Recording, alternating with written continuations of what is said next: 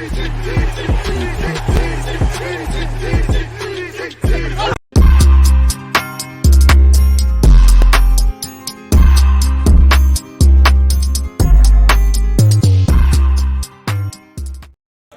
deluded, I'm back again. Come on. Ooh. Why is it not playing? People deluded, I'm back again. Come on, Ian. Come on. It's playing. Technical difficulties, but nonetheless, we're back again, man. Sorry about that, Jess. How you doing? It was playing for me. It weren't playing for me. I thought something went wrong. I was like, oh my God, no. But yeah, man, where's my manners, people, to you lot listening? Let me do the usual. People deluded, I'm back again. I'm here with Jess, aka She Knows Arsenal. It might be the off season, but there's plenty to talk about, mainly transfer news. Before we get into it, how you doing? I'm good. I'm enjoying my beginning of summer in California. And I know you can't see him, but I have a dog now. He's over there. Oh gosh, what's the dog's name? Win? No, it's not Win. I know some Arsenal fans are not happy about the name, but his name is Beckham. You'll never make me hate Beckham ever. Why Beckham? Why did you call your dog Beckham? I got nothing against David Beckham. He's an icon, but why?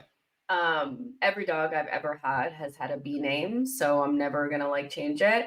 And I just love the name, and I love Beckham. Like Posh and David Beckham are like my idols. So why?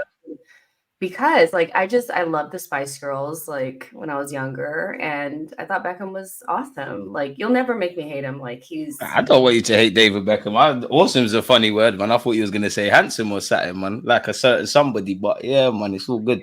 Yes. I don't know. Yeah, you guys can't see him. You might see him later, but he's back there and he's excited. So yeah. All right, but now we know the revelation that Jess has a dog. She's enjoying the summer weather. Obviously, I'm a bit jealous because you're in Cali. I assume that it's mad sunny. We're in England. It's hella bipolar. But actually, obviously, with it being the off season, I'm sure you've spoken about it. Everybody's waffling about Šeško. Fabrizio Romano has more or less said that, we're trying to obtain him and we're in a freeway kind of tussle for Šeško's signature. What do you make of the news around Šeško? Do you believe in him? And do you feel he moves the needle for us? I mean, I don't know. I think I've changed my mind on him several times just because it's okay, do we need somebody more like the finished product, or do we need somebody that can, grow into this complete number 9? I think he's really talented and I would take him at Arsenal. I don't want to get too excited because I know that multiple teams are interested and things can change very quickly. But I do think that, if we were to bring somebody like him, it would make sense just because obviously Havertz's form is going to make some sort of difference in how the club operate in the window. So having a younger striker that needs some development, developing behind Havertz kind of makes sense. But I just still feel like we need a massive window. It cannot just be him. We kind of still need a winger. We definitely need a midfielder. So as long as this doesn't stop any of that from happening, I'm okay with it.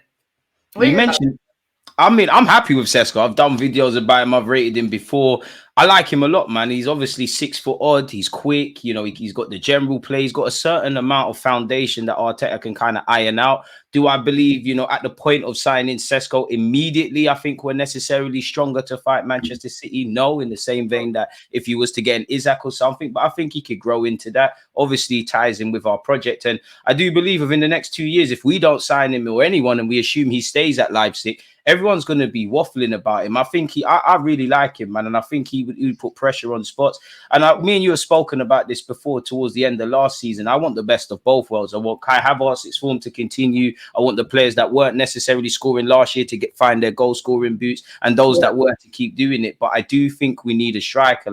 Take nothing away from Kai Havertz, arguably just on the basis of how we started and ended 2024 up until this point, he's arguably Arsenal's best player or something along those lines. But I just feel it's a bit weird because I feel like we're in the off season now. Me and you both know we're going to score goals. We're going to be up there collectively for goals, but you just don't know who. I think the only one I could bet on, if you was to ask me to put my life savings, would be Bukayo Saka. Everyone's got the capacity to do such. Of course, you'd have to give the individual an adaptation period, but crucially, as you said there, we can't really count our chickens until we sign for us, man, because we've been burnt with Mudryk before. You know, you touched on it, and I don't necessarily think you're wrong, but you know, you changed your thoughts and you kind of alluded to we more need an immediate kind of upgrade versus essentially a development project. Why did Šeško change your mind, or why has your thinking process changed in that regard?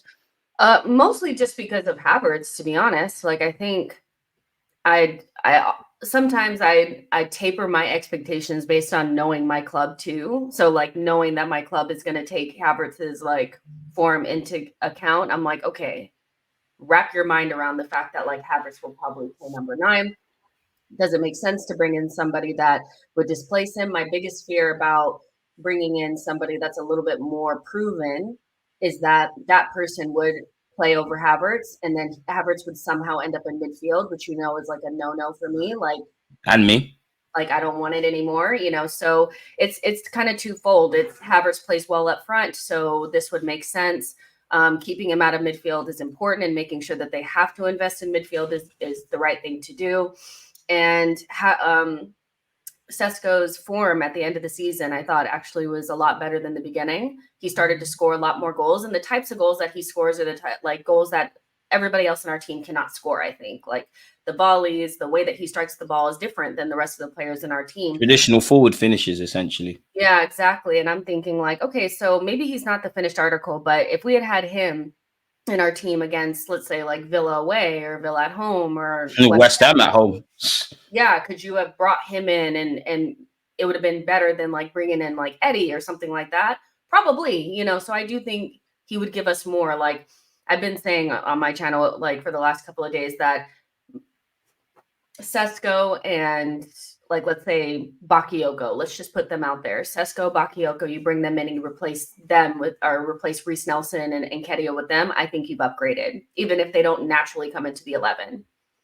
And I think you're right, man, in a sense of, you know, I always say, I think in my heart, this is just me as an Arsenal fan, I think we've got 12 players that realistically Mikel Arteta trusts in. You've got the starting 11, and although he was in the starting 11, if we assume Trossard's on the bench, then that's the 12 you've got. Obviously, you could extend that to Zinchenko and Gabriel Jesus and to a degree Martinelli, people that were on the peripheral. But at a push, it'd probably be 14. We need to move into a 20-man squad. I've previously said on your platform, and I keep repeating it, you know, mid-season, Mikel Arteta, I don't know why it sticks in my mind, but Mikel Arteta sits there, he sat there in February or something and said, we've got one of the smallest squads. Now, I rate Mikel Arteta, how he's assembled the players, how he's collectively and individually, but that can't be a coincidence. And for a team that wants to fight on all fronts, I think that needs to change. Like, I think we did well generally last season, but there was times where, like you said there, if we had a different option against certain teams, maybe we could have got more points on the board. Maybe there could have been different protagonists. Do you think Arsenal, out of Arsenal, Chelsea and Manchester United, is the best possible project for Šeško? I only ask you that because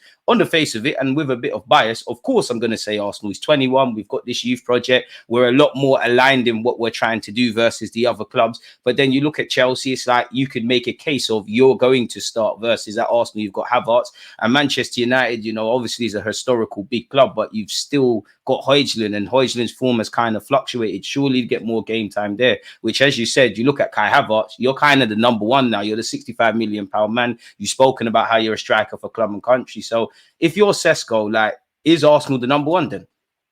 I think yes, because yeah, I hear what you're saying about, you know, Chelsea. They have a young project. You can make a case for either one of them, or, you know, Manchester United as well. But we have the stability that neither of those clubs really have. You know, there's always talk about new managers. Chelsea already has a new manager. Who's going to be there?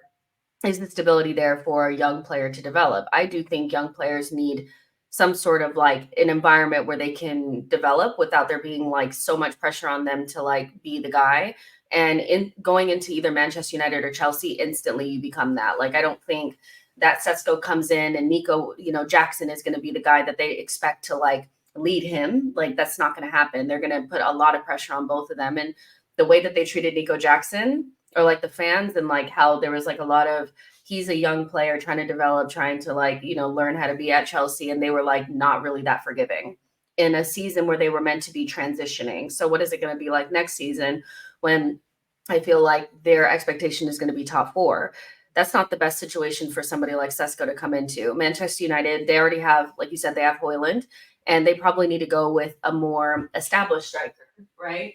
All right, big up Beckham in the cup, man. Now I understand why he's called Beckham. I thought for some reason I thought he had a black dog. Big up him.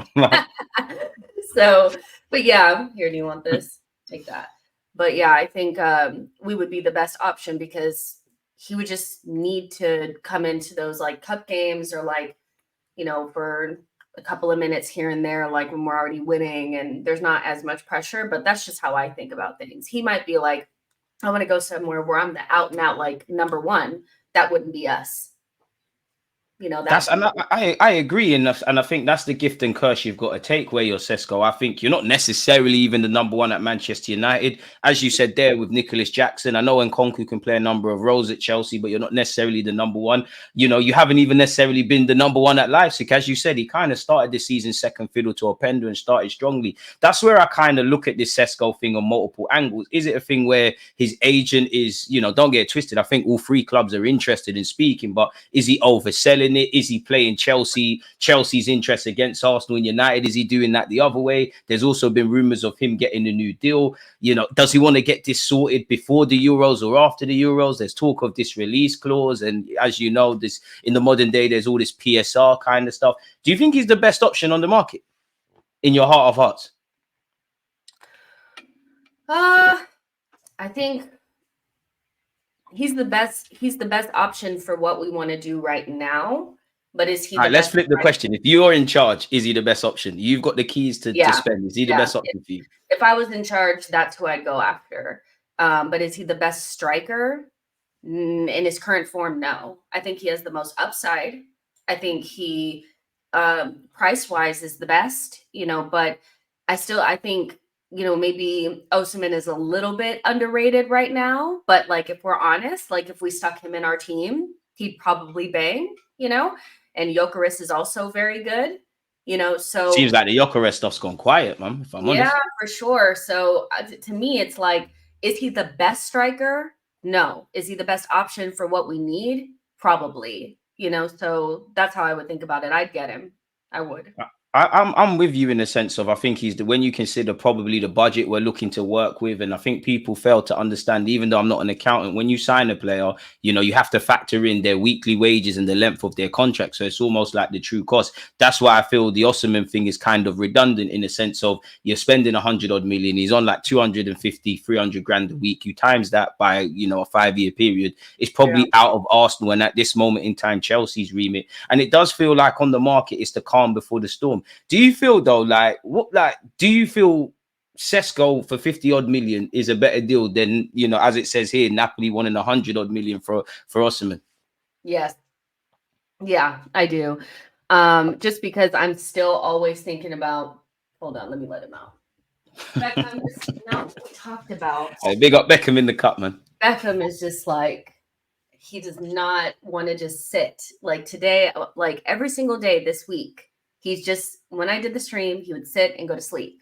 Today, now that we're doing a stream, he's not doing it. It's making me mad now. But yeah, I think, you know, because, you know, both of us are kind of like on the same page about this. My biggest fear about also going for somebody like Osimhen and spending a lot of money on him is that it would inevitably hinder us from getting the midfielder.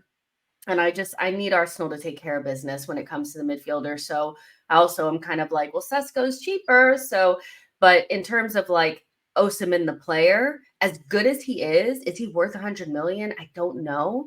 He only has like one season of like elite goal scoring. Like the other ones have been kind of like whatever. And he's injury prone, you know, so what are we doing there?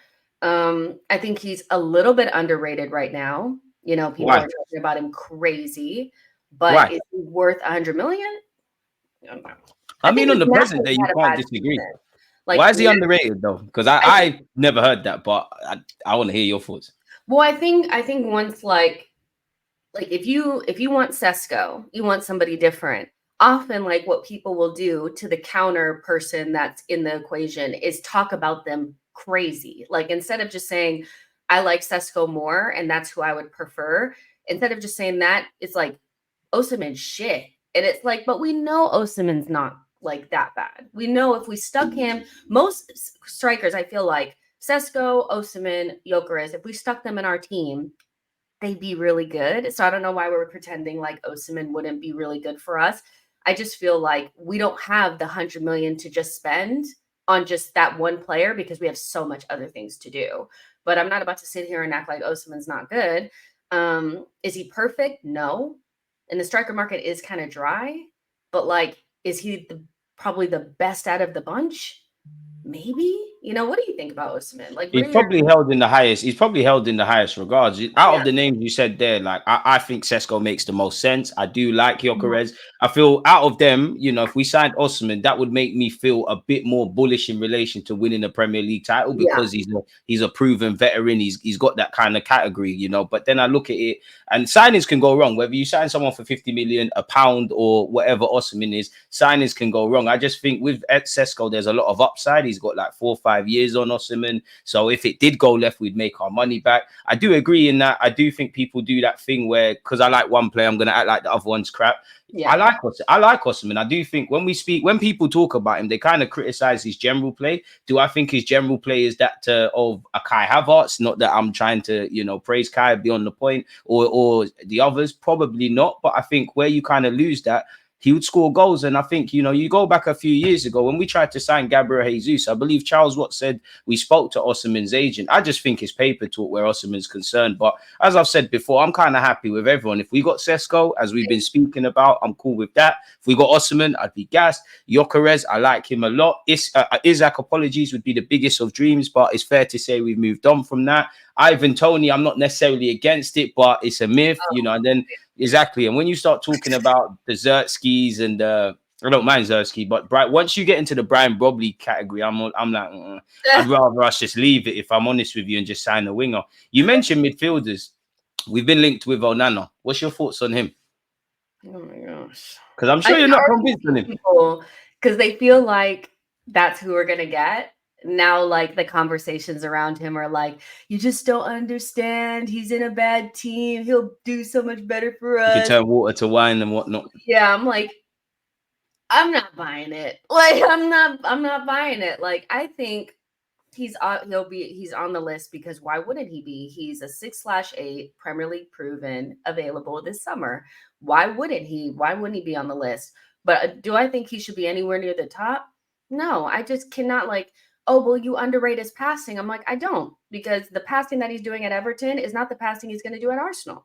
We have to the spaces that we operate in at Arsenal are so much smaller. They play on the counterattack. So, I mean, I could pass a ball into space for Everton against Calvert. Careful, I've seen you play football on YouTube. I don't know if you could, I don't know. Yes, I could. I could absolutely do it because all I have to do is kick it into space. Make sure the goalkeeper doesn't get it. Like, no, but go on, because I want to be devil's advocate. Finish what you said. but yeah, like, I can see when you think that this is the player that we might end up with, that you want to see the best. I just feel like this is not the marquee midfield signing that this team has needed for a while. Now, I know some people will be like, well, we just spent 100 million on Declan Rice. And I'm like, yeah, I get that. But there's still one other spot that has not been addressed, and it's the Xhaka spot. We've been talking about this for years. When Xhaka was here, it was, we need to start looking at somebody to replace him or take over the position. He left, and we still didn't do it. Now it's another, it's been like 3 seasons now. Right. Can we not just get this player in? Like, and I know that some of the players that we've been linked to, like, over the last couple of months, are not really that available to us. Like, maybe Zubamendi doesn't want to come, and Bruno Guimaraes is not available. But I'm going to need you to tease out some other options before we get here, like, genuinely, because this guy is going to be here. I don't think he's going anywhere. But can we look at other options? And I know we are, but, like, he's got to be right down at the bottom of the list, because that guy is not going. He's not going to. Does he take us up a level? Is he going to elevate us? In his own way, I think he can. But before I offer my thoughts, I wanted to ask you, because you mentioned his passing, right? I don't think you're wrong, but purely in the name of giving people content and being devil's advocate, Declan Rice, obviously, the way they were playing at West Ham and how he's playing is very completely different. So many people could sit there and say, you know what, I hear you, Jess, you're not wrong, but Declan Rice did it. Why couldn't Onana? Because I don't think his passing's amazing. I don't think it's Pirlo, but I don't think it's terrible. I do think he's technically sound. I do agree with you personally in the sense of I want to exhaust some other options before we get there. Once we start crossing out, for me with Onana, physically great, technically great, Premier League proven, like you said, 22 years of age. We've been linked with him before as well, so it makes sense. I'm not against him, but like you said there, I want to exhaust several other options before we get there. And for me, with Everton, it comes at the cost. What is the cost of Onana? You know, if you're talking 50, 60, and we can't get the other options, then I'll hold my hands up and say, you know what, let's do this. If you start getting beyond that and it stinks of desperation, at the end of the day, you've got to do what you've got to do. But then when you look at a Bruno Gomes, a Zubimendi, as you said, and half of these names, whether we signed them or not, what would he do better than them that would justify overspending and ultimately value for money? So, yeah, what would don't you think that's a bit harsh with him and questioning his passing where Declan did it? Listen, I'm here to bring the harsh realities to the show. Like, you know, I hear it. I'm not about to sit here and pretend like this guy. No, every time I watch him play, I'm just like, no, I mean, if we're going to go down the cheaper route or somebody that's not going to be as like exciting, can you just go to Monaco and get Yusuf Fofana? Like, he's actually like very good. Amen. You know? It costs 20 million, apparently. And he has more, I think he just has more to his game. Like, I just feel like Onana is I think he's limited. Like, if you want to play, he would be so good if we already had that marquee. Like, we already had our midfield set and we just wanted to add something that, like, or somebody that could do something different. Because he could be somebody that, like, if you want to, you know, be able to run through the lines a little bit more. You want to be able to win those midfield battles a little bit more. Like maybe the player that you have in there is like losing duels. Like you want to bring him in to shore things up. But for him to be like that main option, because basically what you're saying is that your options in midfield, like your main options are Odegaard, Rice, Onana, and Jorginho. It's not giving winning the Premier League. It's just not, you know, but that's just me. But if he was just if he would take the Jorginho role and we added somebody that was like elite, then that's fine. But yeah, it's a no for me. But I mean, we'd be winning all types of headers. Do you know what? I don't mind him in it. Like I said, like you said there, I don't think he's the long-term Jorginho replacement. I don't quite think he's the Xhaka replacement. I don't think he's that midfielder that can dictate the tempo of the game. That's just not him, really and truly. And I think, you know, the one benefit I'd say with signing Onana is that it frees up Rice to kind of do that 8 role kind of thing. But I'm not even convinced with just Rice and Onana purely as that, if I'm honest. I think Rice is learning how to do that, but it's not really his game set. I would like someone who's more directly somewhat of a replacement to a Xhaka, a more Arsenal centre mid. Yeah. But I can't sit here and lie, man. Premier League proven, physicality, multifunctional, along with Declan Rice. I think you're being harsh on him, man. But as an option, not the main person. Like I'm saying, if we had like, and then you also have to. How did we get from Mount and Gundogan last summer, get Havertz, and then just completely disband it? Like at some point, like you got to get that profile in, that 8. You have to get that person in there. Then you can look at like Onana. I would have him in the team, just not as the main. I'm so desperate for us to get this midfield signing. I think it's just that. Join the club, man. Like, yeah, join the club. But that's the thing, as you said there. I think if we do go and sign Onana, I think it stinks of desperation from us. I think he's on the list. I think there's an admiration of him. I just feel like I don't even know how many targets we have, but let's just say we've got 10 targets. I'd probably put him 5th, 6th. I think we'll exhaust other things. Obviously, the Gomes thing, it's not happening. Zubimendi, 1 minute he's on it, then he's not. It's fair to say he's not there. Fofana, I like him. He feels like he's attainable. Whether we go and get him is somewhere else. And I'm like you, and I'll actually go a step further. If we don't sign that number 8, you can forget about a Premier League title. I'll go on record and say that because there's no way of getting it. Many people will sit here and say, oh, DG, what are you talking about? The last 2 years, we've kind of done that. That's great. But you look in our defense for whatever you say, you look in our attack for whatever me and you have said, there's stability there. There's too many questions in midfield. I like Jorginho. I'm not downplaying him at all. But I think every Arsenal fan, and I think if you ask Mikel Arteta himself, I think he used Jorginho more than he would like to. Obviously, Thomas Partey is a quality player. There's a lot of baggage. There's off-field stuff. The club want to move him on. He can't be relied on with fitness. And how much times are we going to watch the same movie and rely on the same story? You know, you are probably going to have me on your channel and rejoice when Smith Rowe's gone. But the Smith Rowes, the Fabio Vieiras, they haven't locked it down. I would never rejoice at Smith Rowe leaving the club. Like I'm not just because it's an L for me. Black heart Like, come on. Are you sure? Like, I'm just not because aware. it's an L for me, nothing to do with Smith Rowe. It's because that it's an L for me personally. Like, but it's cool because when Kirill gets sold to AC Milan, remember, innit? Like, remember. But yeah, moving on with that, yeah. Obviously, what do you make of João Neves? We've been linked with João Neves. And actually, if this would load and not flop me, Fabrizio Romano has said, actually talk of Zubamendi not being on moving to Arsenal is premature. So what do you make of this Zubamendi stuff? And what would you make of Benfica's João Neves in theory? Man, like, okay, so starting with João Neves, like, it's just giving it's really giving YouTube Wonder Kid vibes. Like, I've never really sat down and watched him play for Benfica. I think I did watch a game that he was in against. Can't lie to you, he's a baller still. Okay, so you watched him more than I have, because I think I've only watched like a live. I was watching Jokeris for Sporting, and he was on the other team, and I'm pretty sure they lost, but I didn't really. I just saw a small kid out there with his shirt tucked in, and I was like, oh, that's why are you buying him for his shirt tucked in? That's maturity. I love the shirt tucked in. I'm actually like, I think you should have one baller in your team with the shirt tucked in. I think it's just adds the white guys, man. Nostalgia. But he looks good on comps. He's young. He's probably, like Šeško, going to be one of those players in the next 2-3 years where people are going to be like, oh my gosh, this guy. You highlighted the price. That's kind of where I'm like, do Arsenal do they have that just lying around? I don't know. Would Benfica, after selling all these players over the last couple of years for exorbitant amounts of money, give Arsenal a discount? Like, no. Even half that would still be a bit mad for, as much as I like him, for someone who's 19 years of age and really a season or two. Yeah. It's not making sense for Arsenal. But if we are interested, if Arteta wants him, bring him. But like you said, I feel he's one of them where people are going to do too much, man. Yeah, I mean, it would be exciting. I don't know what you're biting on. Hey, Beckham, chill, man. Like, he's just doing whatever.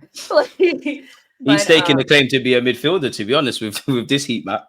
Yeah, he's everywhere. But yeah, I think he looks like a good player. If we just had to buy like one player, we could do something like this. But there's just so many areas to address that I just don't think we have it.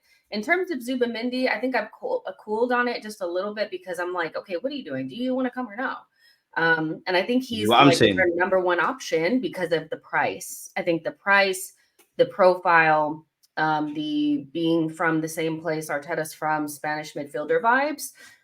But like, is he coming or no? So I don't know. Mixed signals, man.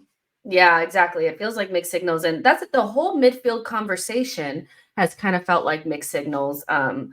There's no number one choice or the clear person. So the last 2 seasons, we've kind of had at least one player that we knew we were going after before the season even ended.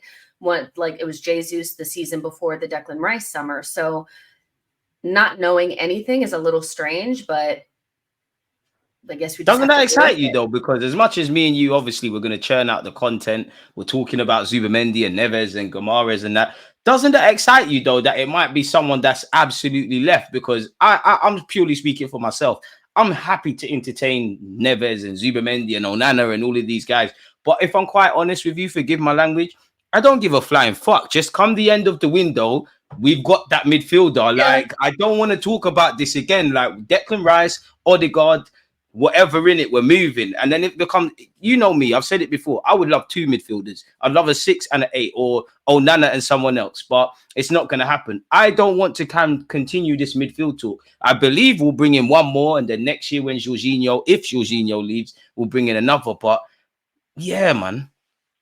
Yeah, like, I kind of feel the same way. Like, I think last summer really just kind of rocked me. Like, the whole Declan Rice thing was just so long and stressful that I'm just like, this season I'm more like, just bring the people in, like, just make sure that they're good and get them in quick. Like, should we go back for Douglas Luiz? He's not really somebody that I like that much for some reason. Like, why? And I think you're not wrong, but why? I actually don't know. Like, when everybody, like, people are like, you just don't like his face. I'm like, Really? Light skin youths aren't in fashion. It's about us dark skin brothers now, anyways. But yeah, go on. So yeah, like he's an interesting one. You need to come up out of there. You're about to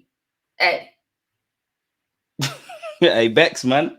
he's looking for something to really mess up right now. But yeah, I think I don't know what it is about him. Like I can see that he's a good player, Brazilian international. I think one of his best qualities is being a dead ball specialist, something that we lack in our team. Somebody that can deliver the ball properly and also like score from free kicks and things like that. But I just don't see it. But maybe with Aston Villa like kind of being desperate to sell, maybe that's somebody that we'll go back to. But I mean, if we started off next season with Douglas Luiz, Rice, and Odegaard, would I be like, yeah, that's great? Do I think it's a better midfield than Man City or on the same level? I don't know. And I think that's what I'm kind of looking for. But what? Who do you rate more than Onana or Luiz? Like, okay, let's assume. All right, let's just say one reality. Luiz is signed for us. Next reality, Onana signed for us. Which one you happier with? Because it seems like you don't rate both. I think Douglas Luiz I rate more because he don't rate Onana in it. It's the passing, like he has the passing. That's and he true. Has like I just feel like he's gonna midfield. I think that's what I'm like. I just need somebody that's gonna receive the ball, keep it, pass it, and I just when I watch Onana play, it's like boom, tackle, run with the ball down the pitch. And I'm just like, bruh, like we're not gonna have all that space. Like where that's are you also true. running to? Like that's also true. I can't disagree with that. Yeah, that's kind of where I'm at. Douglas Luiz would be higher on the list, but lower than everyone else. I think I like Zubamendi and Guimaraes, even though we're not going to get him, and Neves and all that. I like them better. Is there any left field choices you choose for centre mid? One that you just like personally, not necessarily someone that's been linked with us. I think let's see. I wouldn't mind like just like a curveball, like different than the profiles we've been talking about. Like I would take Eze and make it work. I'm not gonna lie. Like an Eze, you know what? That's not a dead shout. That could work. Yeah. Him in the 8 role. That obviously is multifunctional, can play a couple of roles. That could bang. Actually, I'm not against that, man. Yeah. I don't know who I thought he was gonna say that. That threw me. I'd have Eze. For me, I'd say Coop Miners, even though he's going Juventus, just because you kind of closely align with what Granit Xhaka does. Mm-hmm. The problem with Eze, as you know, and has been the case with we're talking about half of these players, is you're looking at some crazy fees. And do you actually think we're getting into that point where I think everybody knows, if you do your scouting, you can get value for money. But are we in that scenario now where we just have to pay the going rate? It is what it is. Yeah, because I mean, a basic midfielder is going to cost you at least 50. Like they're talking about like Conor Gallagher. Madness. Would you have him as 50 million? No, I think I'd have him, I would have him not for 50 million if anyone's not listening. No, but I'd rather bring Miles Lewis Skelly in and let him play. Like big up Miles. No, but Conor Gallagher, do you know what? If you could sign an 8 and Conor Gallagher could be another 6 in the squad, the little El Nene thing, I'm here for that. I can't lie to you. Yeah, I think because he has to be a complement to the midfield, he's not somebody that, again, looking for the passing and the technical level and stuff like that. He has a lot of good, like, run around, work hard things, but I don't know if that's necessarily what we need right now. Blood, guts, and passion. Yeah, exactly. Actually, he would be perfect for Aston Villa. When I saw the link, I was like, he'd be perfect because I do think that, like, Unai likes a hard-working 3. In his midfield. I think he'd be perfect for them. That's why I like Guendouzi above all things, if I'm honest. Yeah. So yeah, I think he's going for 50 million. So if that's the level, then I think we have to get comfortable with like whoever we're looking at. We're going to be paying at least like 60. Like and people know we got money, and people know we're kind of, I don't like to use the word desperate, but people know we're desperate. Like you look through Arsenal's team, evidently you said it there at the beginning. Striker, cool. Winger, we need that. Centre mid. And am I wrong? Maybe I'm exaggerating, but pardon me. Central midfield for me is the biggest priority. I know all the talk is around a striker, goals, win games. Yeah, that's important. But for me, it's a centre mid. And I had this debate with one of my friends. He asked me, would you rather find that mad centre midfielder that changes our fortunes or the striker that changes our fortunes. And for me, I'm not going to lie, I don't think there's any rights and wrongs, and goals win games. And obviously, you know, as you said earlier, if we could have someone against the Aston Villas and the West Hams, we'd have more points on the board and whatnot. But I think I would lean towards central midfield. I know it's not the popular choice, but that needs to be fixed. I love Jorginho. I like Partey, but there's question marks there. Smith Rowe and Fabio Vieira. I don't even know if Smith Rowe's going to be here. I don't even know if Fabio will be fit. Central midfield has to be addressed, man, in my opinion. Yeah, I'm on the exact same page. I just feel like we're making the midfield rebuild, building, whatever, more complicated than it needs to be. I don't understand the manager / the transfer team's aversion, and like they're like almost like allergic to like just a center midfielder. Like, is it that hard? Like, come on.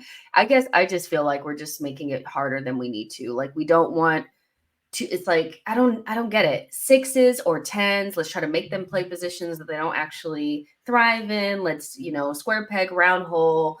Just get a midfielder and just call it a day. Because I'm tired. Like, but I've been asking for this, like, I was like an original Bruno Guimaraes get him in Brazil. So I'm tired. Like, just get him, like, or get somebody like him. Why not? I'm with you with that, man. Like the set, and again, Mikel Arteta towards your latter days, and Edu, you lot were central midfielders. I mean, it's fair to say Kai Havertz's future's up front. Jorginho's not going to be here forever. And your expertise.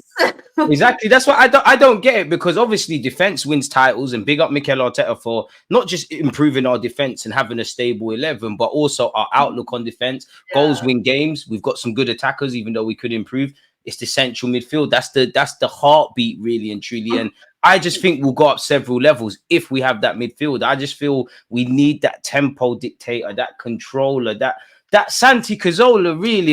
If Santi was 20 years younger, 20 years exaggerating, if he was 5-10 years younger, he'd be lit, man. Like, it feels like Santi's not been here for a minute, but it'd be lit. And like you said earlier, like, obviously I don't work in football, so I don't know, but someone like Fofana of Monaco, he's right there. It's 20 million. It's not gonna be the end of the world. Just get it done. Let's keep it moving. Who knows? There might be money for other positions. I can't have you here, Jess, and not ask you about your feelings on the whole Manchester City business. I'm sure you've seen over the last 48 hours, you know, Arsenal apparently are whistleblowing pause and talking and whatnot. Apparently Arsenal, Manchester United, Fulham, Wolves and Brighton have shared some information and quite frankly, snitching. What's your thoughts on all of this? I mean, listen, we've been speaking about Man City playing with a different deck of cards than everybody else, being dealt a different deck of cards, being able to do things that other teams are not able to do for a long time. And so for me personally, I don't ever really get to like, oh, that's finally going to happen. They're going to get relegated and all their stuff is going to be stripped away. I just feel like it's going to be so much harder than that. I think them taking the Premier League to court is kind of a Hail Mary and kind of like a last-ditch result. It's also like, okay, we know our cases, we know our trial for the 100 threatened to cut spending and for the women's team as well and the youth. Yeah, it's like, let's tie everything up now. And they might have some information on the Premier League. They might have they have something like a last thing, Hail Mary, that they're going to throw out there to try to stop this from happening. I think they're desperate. I think they know this doesn't look good, but ultimately I do think that Man City always have enough money and the right people in place to get away with, like, if you've ever watched any sort of like crime shows or you're into like those types of like documentaries and stuff, you know, people that are used to getting away with things have things in place to make sure that when it gets to this point, OJ Simpson said this one. They still get away with it. Yeah, exactly. So I never really get that excited about it. I know some Arsenal fans are like, this is it.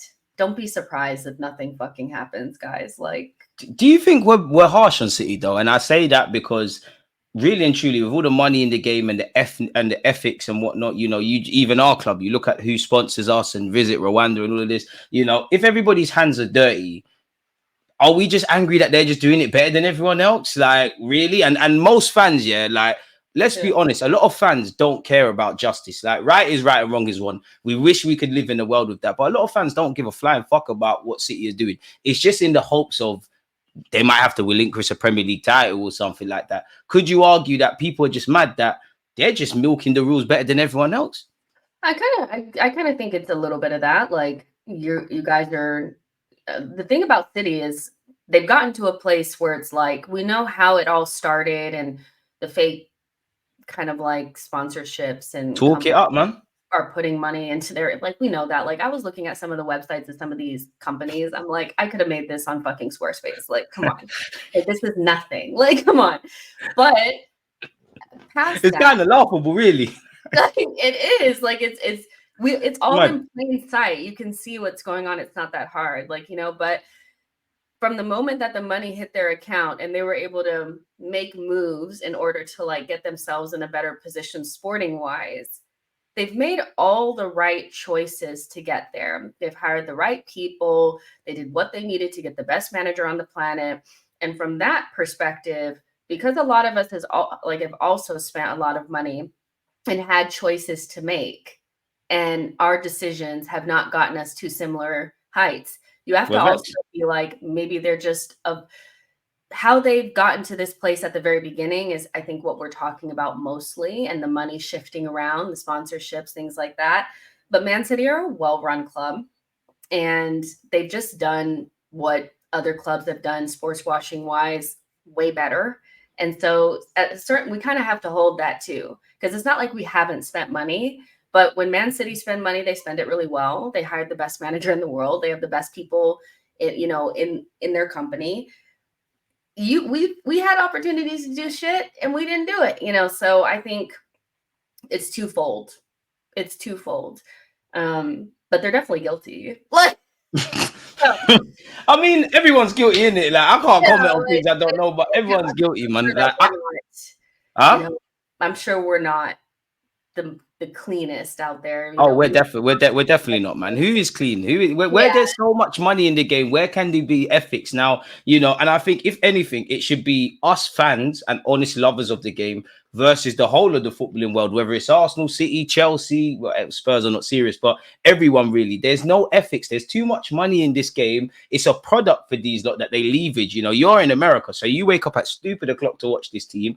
I wake up and just talk about Arsenal all day, every day. Yeah. We buy all these shirts. People got season tickets and sponsors of TVs and packages and things. There's no morals in this. Like, I just think fans are just vexed that they're doing it better than us. Like, everyone can act like do this kumbaya stuff, and I love Arsenal. I love my fellow Arsenal fans, but let's be honest, a lot of us Arsenal fans like to sit here and do this. We're gentlemen and gentlewomen, and we do it the gentleman's way, and we do it differently. No, we fucking don't. Like, we've got Visit Rwanda and whatnot. If we was to really break down ethics, it's a myth. So they're just sinning better than us. Of course, if right is right and wrong is wrong, and they have to face justice, then they're gonna have to hold that in it. But I think they're gonna get away with it, if I'm honest. Like, they've got so much money there. They have something. They have the best lawyers available. They'll figure out something. So apparently Edu and Arsenal have leaked documents. Now, I don't want to justify any ITK, but I can't condone the snitching thing if that's what Arsenal are doing. I mean, he got that person that put that out there, got what they wanted. I saw it had almost 4 million views on it. So adding Arsenal to any engagements is gonna just blow it up. I don't believe that. I believe that if we could vote them into oblivion down to the non-league, we would do it. But have we snitched? I don't know. I just think we're upset that, simply put, we're disrupting the cartel of the Premier League is being disrupted. Let's be honest. It was Arsenal, Liverpool, Chelsea, and Manchester United. Then City come into this thing. Spurs are not serious, but Spurs have kind of made it. I think in a few years, it will be a top 10. I think in the next 30 years, they'll genuinely, or 20, 30, 40 years, I genuinely think every team could get relegated and every team could win the league. So it's just sinning. Like, they're just doing it properly, man. My last thing for you before we get out of here and head over to your platform, Zinchenko. Now, apparently, Bayern Munich are still trying to commit Alphonso Davies to sign a new deal, and rumors of Zinchenko signing for Bayern Munich are wide of the mark. There's actually been rumors they want to sign Lokonga, do that tomorrow. But yeah, what do you make of Zinchenko? Do you think he's harshly treated by Arsenal fans? Yes, I do. People say he cost us the Premier League. I don't agree with that. In isolation, there's no way he did. But I do think that there are certain players in the side where you can say anything about them, and because the general feeling on them is negative, nobody will pull you up on it. Like, I don't actually think Smith Rowe. Ain't nobody talking about Smith Rowe like that. that hurt my heart. That's Ain't not nobody nice, even man. talking about Smith Rowe like that. No one's But talking about Kyrgios. See, Kyrgios ain't even done nothing to me. Why am I hitting him up for? Apologies, I don't Kyrgios. know. I don't know. But Zinchenko is somebody that I personally do rate as a footballer. I think he's really good. I just think he has like very obvious flaws that maybe don't, like, right now we can't afford to like have those margins not go our way. We're not getting lucky enough. Do I think that he costs us as much as people say that he does? No, I think anytime we lose a game and he touches the pitch, it's because of him. The And I shades guess, of Hector Bellerin. yeah, and I just don't actually think that that's true. But I can see like the overall point being his defensive awareness is so poor at times that we just can't carry it anymore. I can understand that. Do I want to get rid of him? No. I don't think that I'm like pushing him out the door. But equally, if they're not going to give him a new deal, then he has to be looked at as somebody that with a good bid coming in that you'd want to move him on. I like Zinchenko as a footballer. I do think that like the whole conversation around Zinchenko it wasn't good to begin with. Like, I think there was a lot of people that just never really took to him. But then the social media, Instagram, political thing that he put out there, that's when it just fully just switched. Yeah. And so there's no coming back from that. And so he'll never be liked by the whole of the, like, he's not going to be a fan favorite ever. Does that mean that we should get rid of him? No, but I do envision his role shrinking even more with Timber actually being available next season and maybe Arsenal bringing in a left back. So, between him and Kivior, I spoke about this yesterday on my show. Who? One of them probably need to, like... Who did you say? Kivior or Zinchenko. Who's that? I thought we was talking about serious players, but go on. Oh my goodness. It's all entertainment, people. It's all entertainment. But yeah. I thought we were talking about someone that could defend. I would probably move one of them on, and bring. Which one you're more likely to move on? In your hearts or hearts? Because I might shock you with my answer. I think Kivior would be the easiest to move on. And so I think he would be the more likely to go because he's had interest from, like, I don't think he's damaged, he's not viewed as like damaged enough yet. If he sits on our bench for another year, he'll be really hard to move on. But he's kind of still new. People still like him in Serie A. So if we said we wanted to move him on or whatever, I think a couple of like Serie A teams would come forward. Where I think with Zinchenko, there's just been so much. He's older, he's injury prone, political shit, all that kind of stuff. Can't defend, like you said. Yeah, I just don't think that. I think he'll actually be more difficult to move on, even though he's the one that more wages as well would want to go. Do you know what the wickedest thing is? As much as I banter about Kyrgios, I'd rather sell Zinchenko. Honestly, I'd rather let Zinchenko go. And I'm a bit conflicted on that because, like you said, I don't think he's a bad player. He can invert and all of that sort of stuff. But I just feel, you're on bigger wages. You've got 2 years left. Like, granted, I don't know how much years Kyrgios has on his contract, but he's probably under contract for a lot more time. I think there's more of a use for Kyrgios, especially because I know the talk is around signing a left back. And if that's what Arteta wants, great. And on the face of it, we have got depth at centre half, but I don't think we really have depth at centre back. So I'd probably keep Kyrgios. For Kyrgios, though, I think, do you know what? I think Kyrgios is more likely to ask to leave because I think he knows that I'm not really getting ahead of Gabriel. I'm behind several players in the pecking order at left back to the point where Arteta's kind of had to change that. And I think Kyrgios is probably more likely to bring in a decent fee, if I'm honest. I think, if I'm completely honest. So I'd rather move on Zinchenko than Kyrgios. But then I could flip that and say I think people underestimate the fact that Zinchenko is a serial Premier League winner and he's got a bunch of experience. And Mikel Arteta actually fucking likes him, for one. Like you said, I feel the whole off the field stuff, it goes against him and it kind of transpires into the pitch. Now, you should be able to separate the man from, his views, but unfortunately, that's not going to happen, man. Just let them know where they can find you, even though we're heading over to your channel immediately. Yeah, guys, you can just put in the search bar She Knows Arsenal and I'll pop up. You'll see She Knows Arsenal Jessica Black, She Knows Arsenal channel. Just click on it and I'll pop up. I'm the only one there. And yeah, we'll be going over to, this is not live, so it doesn't matter. But no, we got to act like it's live. People, at the time of you watching this is live. Make sure you go over there in it and listen to the content. By the time this comes out, there'll probably be hella videos. So yeah, she knows Arsenal. Make sure you're following and whatnot. And I'm sure she's got a bunch of different talking points and stuff to go over. So we're gonna go and do that. But for now, let us know your thoughts, because I'm pretty sure you lot agree and disagree with a lot. Don't forget to subscribe to the platforms, comment, subscribe, turn on your notification bells and all that good stuff. And yeah, on that note, we're out for now. But there's all this talk about fullbacks. I'd like to throw my hat into the ring, people. We're out. Against this right back, Charlie. Lucky shower. Rise up your shots.